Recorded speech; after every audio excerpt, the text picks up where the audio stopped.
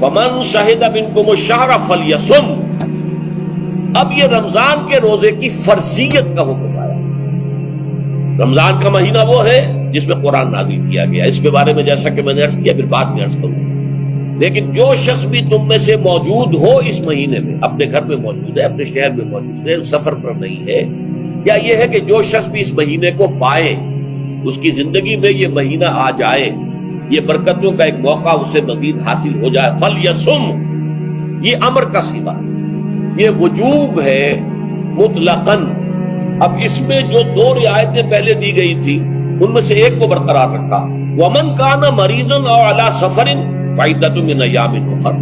یہی وہ الفاظ ہیں جن کی بنا پر میرا گمان اس وقت بھی یہ تھا کہ یہ دو بیک وقت نازل نہیں ہو سکتی آیات.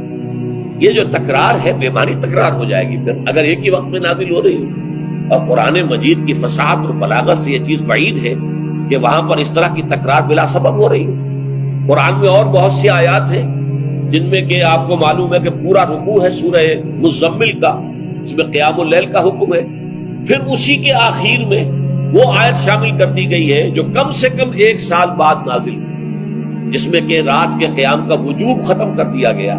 اور صرف یہ کہ جتنا بھی تم سے ممکن ہو سکا کرو. ضروری نہیں ہے کہ تہائی شب ہو، آدھی ہو، 2 تہائی ہو، جتنا بھی ممکن ہو قرآن پڑھا کرو رات کو.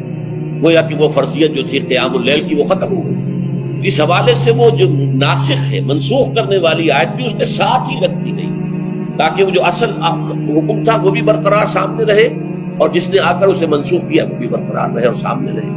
اسی طرح یہاں پر بھی یہ حکم آیا. کتنے عرصے کے بعد آیا یہ مجھے معلوم نہیں، لیکن یہ کچھ عرصے کے بعد آیا ہے. جب رمضان کا مہینہ وہ ہے کہ جس میں قرآن نازل کیا گیا. اب جو شخص بھی اس مہینے کو پائے اس پر لازم ہے کہ اس کے روزے رکھے. ہاں من کان مریضا او علی سفر، جو شخص ہو مریض، بیمار ہو یا سفر پر ہو، فعدۃ من ایام اخر، تو وہ تعداد پوری کر لے دوسرے دنوں میں. یرید اللہ بکم الیسر ولا یرید بکم العسر. اللہ تمہارے ساتھ آسانی چاہتا ہے، سختی نہیں چاہتا. یہ اصل میں کیوں کہا ہے اس کی وجہ سمجھ لیجئے. آج بھی آپ کو اپنے ہاں ایسے لوگ مل جائیں گے جن کا تقویٰ کا تصور اتنا غلط ہو گیا ہے کہ 104 درجے کا بخار ہے، روزہ چھوڑنے کو تیار نہیں. بھلے آدمیوں، اللہ نے تمہیں ایک رخصت دی ہوئی ہے تو خام خواہ اپنے اوپر یہ شدت کیوں لے رہے؟ لیکن لیتے روزہ چھوڑنے کو تیار، روزہ قضا نہیں کرتے. سفر پر جا رہے ہیں اور روزہ قضا کرنے کو تیار نہیں. ایک موقع پر ایک غزوے کے دوران ایسا ہوا کہ کچھ لوگوں نے روزہ رکھا ہوا تھا لیکن وہ اتنے یوں سمجھیے مزمحل ہو گئے کہ جب پڑاؤ پر پہنچے تو جن کا روزہ نہیں تھا انہوں نے تو بڑی چاق و چوبند طریقے سے خیمے نصب کیے، سارا بندوبست کیا اور یہ جا کر بے سود ہو کر بے ہوش ہو کر گر پڑے. تو حضور نے فرمایا ان کو دیکھ کر، لیس من البر الصیام فی السفر. سفر میں روزہ رکھنا یہ کوئی نیکی کا کام نہیں. یہ نیکی کا غلط تصور ہے کہ جو تم نے اپنے اختیار کر لیا. یہ تمہارے اندر تشدد پسندی پیدا ہو رہی ہے. دین کے احکام میں جو مقصد ہے وہ کیا ہے؟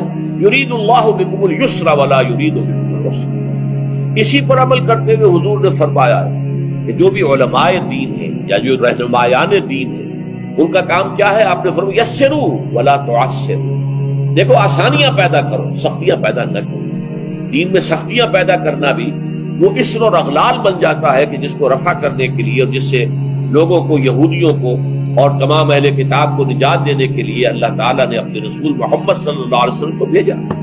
وَيَضَعُ عَنْهُمْ إِصْرَهُمْ وَالْأَغْلَالَ الَّتِي كَانَتْ عَلَيْهِمْ. کہ جہاں وہ نیکی کا حکم دیتے ہیں، بدی سے روکتے ہیں، پاکیزہ چیزوں کو حلال ٹھہراتے ہیں اور خبیث چیزوں کو، ناپاک چیزوں کو حرام قرار دیتے ہیں، وہیں وہ لوگوں کے اوپر سے وہ بوجھ بھی ختم کرتے ہیں کہ جو انہوں نے خام خواہ اپنے اوپر لاد دیا. ان میں سے یہ بھی ہے کہ یہ نیکی کا کام نہیں ہے کہ آپ سفر میں ہیں اور روزہ رکھیں. یرید اللہ بکم الیسر ولا یرید بکم العسر وَلِتُكْمِلُوا الْعِدَّةَ. لیکن یہ بات واضح رہے کہ اب تمہارے لیے تعداد کو پورا کرنا لازم ہے.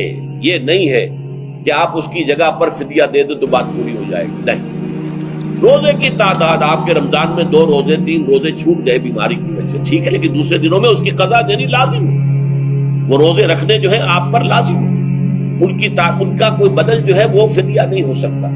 البتہ یہ نوٹ کر لیجئے یہ حکمت نبوی ہے کہ یہاں اگرچہ وہ فدیے کا حکم جو ہے گویا کہ بظاہر قرآن مجید کے الفاظ سے محسوس ہوتا ہے کہ مطلقاً منسوخ ہو گیا، لیکن حضور نے اس کو خاص حالتوں میں باقی رکھا ہے۔ کوئی شخص اتنا بوڑھا ہو چکا ہے یا خاتون اتنی بوڑھی ہو چکی ہے کہ دن بھر کا فاقہ جو ہے اس میں اندیشہ ہے کہ کہیں ہلاک نہ ہو جائے۔ کوئی مریض ہے، مرد ہے یا عورت ہے، وہ ڈائبٹیز کی مریضہ ہے، اس کو وہ شوگر کا مرض ہے اور وہ اس کو برداشت نہیں کر سکتی، شوگر لیول بہت نیچے ہو جائے تو موت واقع ہو سکتی ہے۔ کوئی ایسا مریض ہے جس کو مرض سے شفا پانے کی اب کوئی امید ہے ہی نہیں کہ میں مرض سے شفا پا جاؤں گا یا پا جاؤں گی تو اس کے بعد میں روزہ مکمل کر دوں، نہیں۔ ایسے لوگوں کے لیے حضور نے اس رعایت کو برقرار رکھا کہ ایسے لوگ اگر ایک مسکین کو کھانا کھلا دیں تو یہ فدیہ بن جائے گا، لیکن جو بھی شخص صحت مند ہو اور صحت کی توقع رکھتا ہو اور جو شخص بھی طاقت رکھتا ہو روزے کا قضا کر دینے کا، اس کے لیے لازم ہے کہ روزوں کی قضا کرے۔